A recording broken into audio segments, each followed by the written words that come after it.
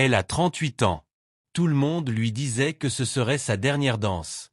Que son corps ne suivrait plus. Que la magie s'arrêterait là. Eh bien, Lionel Messi vient de répondre. Et il l'a fait de la seule façon qu'il connaît. En silence, sur le terrain, à coups de but. Premier match de l'Argentine à la Coupe du Monde 2026. Face à l'Algérie. Et en l'espace de 90 minutes, Messi n'a pas seulement aidé son équipe à gagner. Il est entré, un peu plus, dans la légende du football mondial. L'Argentine arrivait à cette Coupe du Monde 2026 avec une étiquette énorme sur le dos, celle de championne du monde en titre. Et il l'a fait avec un objectif clair en tête, devenir le premier joueur de l'histoire à remporter 2 Coupes du Monde consécutives avec la même albicéleste autour de lui. Mais avant de rêver à une nouvelle finale, il fallait d'abord négocier ce premier match.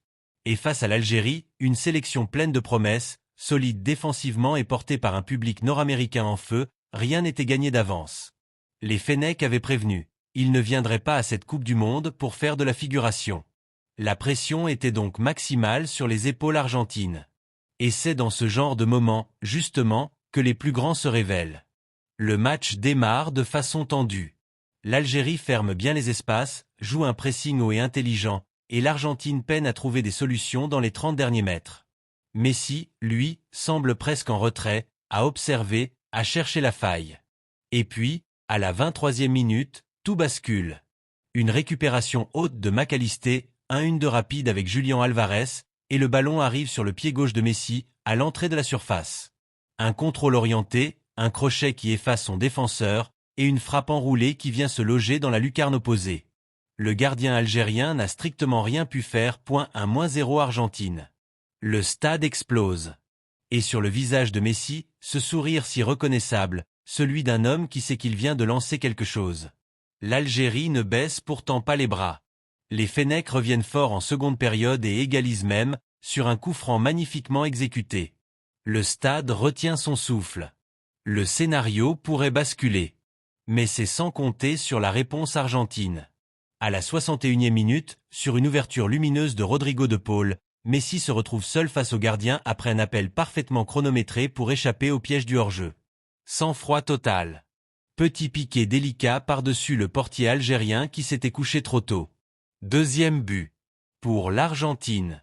83e minute. Le match est tendu, l'Algérie pousse pour égaliser une seconde fois, prend des risques, monte ses lignes.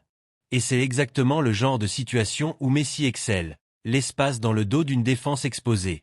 Une récupération de balle au milieu de terrain, une touche de balle, puis une autre, Messi élimine un premier adversaire, en élimine un second comme si de rien n'était, entre dans la surface, et d'une frappe sèche du pied droit, transperce le gardien adverse. Le stade se lève.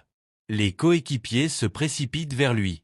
Et Messi, fidèle à lui-même, reste étrangement calme, presque ému, en pointant le ciel du doigt.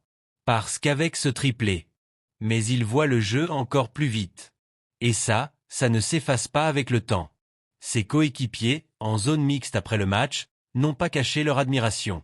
Plusieurs d'entre eux ont évoqué un sentiment de privilège à pouvoir encore partager un vestiaire et un terrain avec lui à ce niveau de compétition. Du côté algérien, malgré la déception logique de la défaite, le respect était également au rendez-vous. Difficile d'en vouloir à une équipe d'avoir perdu face à une version aussi inspirée de Messi. Sur les réseaux sociaux, c'est évidemment l'emballement total.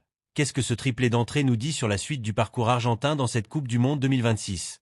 D'abord, ça envoie un message extrêmement clair à toutes les équipes du tournoi. L'Argentine n'est pas venue défendre son titre à moitié. Et Messi, contrairement à ce que certains pouvaient redouter avant la compétition, semble au sommet de sa forme, mentalement et physiquement ensuite. Ça relance évidemment le débat sur la postérité de Messi dans l'histoire du football. Chaque record qui tombe, chaque match référence qu'il livre, c'est un argument de plus dans la discussion sans fin sur le plus grand joueur de tous les temps. À très vite pour la suite.